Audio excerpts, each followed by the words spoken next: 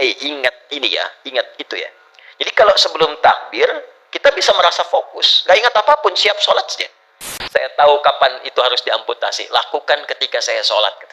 Buang urusan dunia ke belakang. Jadi kalau mau sholat, dunia jangan bawa-bawa, buang ke belakang. Dan pada saat yang sama merasakan bagaimana aku kalau diwafatkan dalam keadaan sombong dan agung itu. Muncullah kepasrahan. Itulah sholat yang ideal.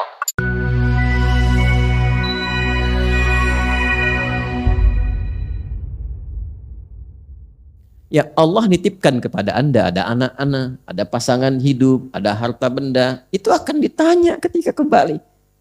Nah, karena itu, rasakan ketika menerima titipan itu bagaimana kalau saya pulang, bagaimana kalau saya wafat, mengembalikan dan ditanya, mempertanggungjawabkan setiap titipan itu.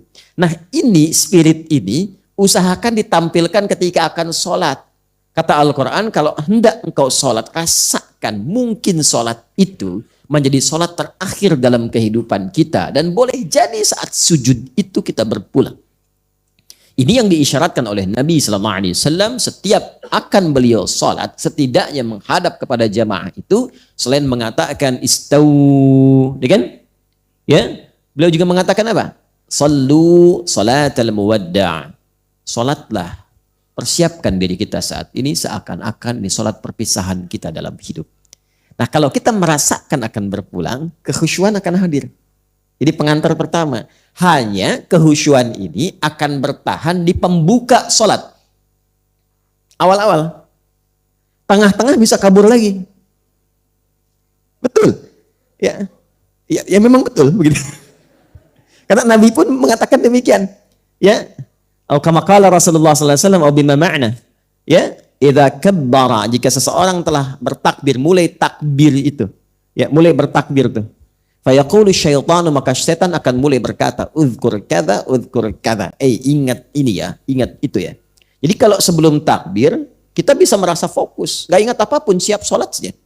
Qad qamatis shalah, iqamah kan, qadnya li taqrib, untuk mendekatkan, ayo sudah mulai akan sholat, siap, siapkan hati, khusyukkan, mungkin akan wafat. Kita siap tuh, tapi kalau sudah mulai bertakbir, setannya mulai datang. Ingat ini, ingat itu.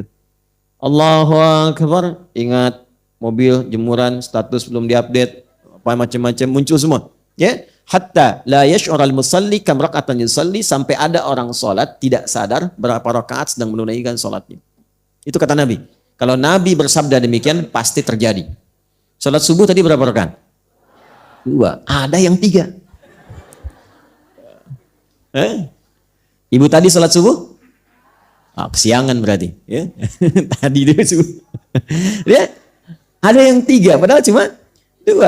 Maka untuk bisa mengurangi itu dan bisa menepikan hal yang mengganggu supaya bisa fokus dalam sholat, salah satunya apa? Salah satunya adalah mencoba mempelajari, memahami bacaan-bacaan yang dibaca dalam sholat. Itu isyaratnya ada di Quran surah ke-29 ayat 45.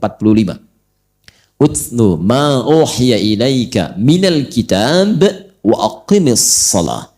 Sebelum Anda menunaikan salat, kata Al-Quran, sebaiknya baca dulu, pahami dulu, lalu amalkan, praktekkan apa yang telah dipahami itu. Itulah salat yang ideal. Tidak paham itu tidak berdosa. Gugur kewajiban. Jadi kalau kita, bukan kita. Kalau ada orang yang sholat,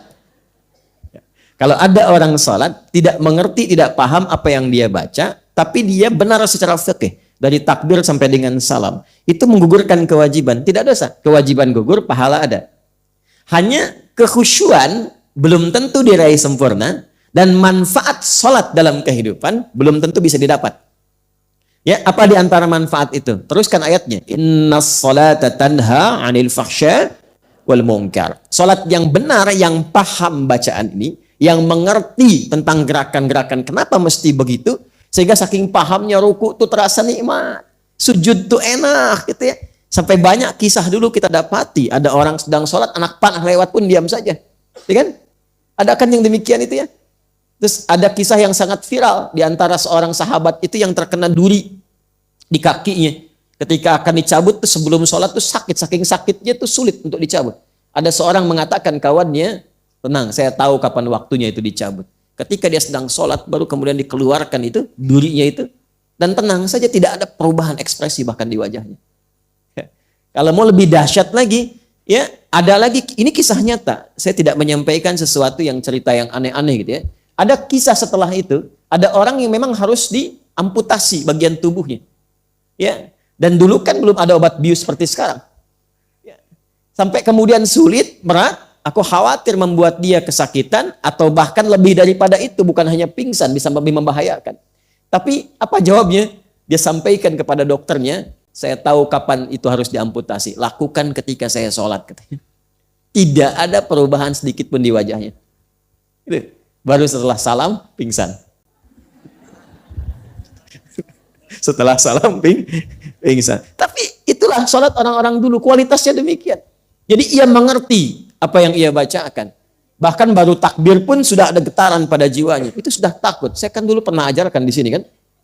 Jadi begitu tangan mengangkat itu begini, tangan mengangkat, ini kan ada ulama yang menyebutkan di Asrarus Salah, ada kitab namanya Asrarus Salah. Ada lagi Nadharat fi Ma'anis Salah. Di kitab-kitab dari kalangan salaf-salaf dulu, termasuk yang kontemporer, mengangkat begini itu sebenarnya ada dua makna. Ya, satu, buang urusan dunia ke belakang. Jadi kalau mau sholat, dunia jangan bawa-bawa, buang ke belakang. Jangan dibawa. Yang membuat seseorang tidak khusyuk itu ketika sholat dunia masih dibawa. Itu poinnya. Yang kedua, kepasrahan kepada Allah. Pasrah. Ini yang dimaksud tadi, wa inna ilaihi rajiun. Begitu lisan mengucapkan Allahu Akbar, dunia kecil semua, hanya Allah sekarang yang agung. Ya, tapi itu secara hikmah, kalau paham makna, itu dalam ke hatinya. Ya Allah, aku berikrar Engkau yang paling agung, paling besar, paling hebat. Tapi bahkan sebelum sholat pun, kadang aku membawa kebesaran dalam kehidupan. Merasa lebih hebat dibanding orang lain. Ilmu yang paling tinggi, harta yang paling banyak, kedudukan yang paling berpangkat. Itu hal demikian. Dan pada saat yang sama merasakan bagaimana aku kalau diwafatkan dalam keadaan sombong dan agung itu. Muncullah kepasrahan. Disitulah kemudian dia berkata, Allahumma ba'id baini wa baina khataya. Ya kecilnya pengakuan. Itu kalau paham itu begitu. Ya Allah, aku akui, aku tuh banyak dosanya. Ya. Namun aku menyadari, Engkau pemaaf yang tiada batas bagi rahmat-Mu. Maka aku mohon ya Allah, pisahkan aku dan jauhkan dari kesalahan yang aku perbuat, seperti Engkau jauhkan timur dan barat yang tidak pernah menyatu. Jangan buka itu lagi di hari kiamat, aku taubat sekarang. Kalau di hari kiamat dikatakan, فَمَنْ يَعْمَلْ مِثْقَالَ ذَرَّةٍ خَيْرًا يَرَهُ وَمَنْ يَعْمَلْ مِثْقَالَ ذَرَّةٍ syarran yarah. Yang kecil sekecil apapun dibuka, baik ataupun buruk.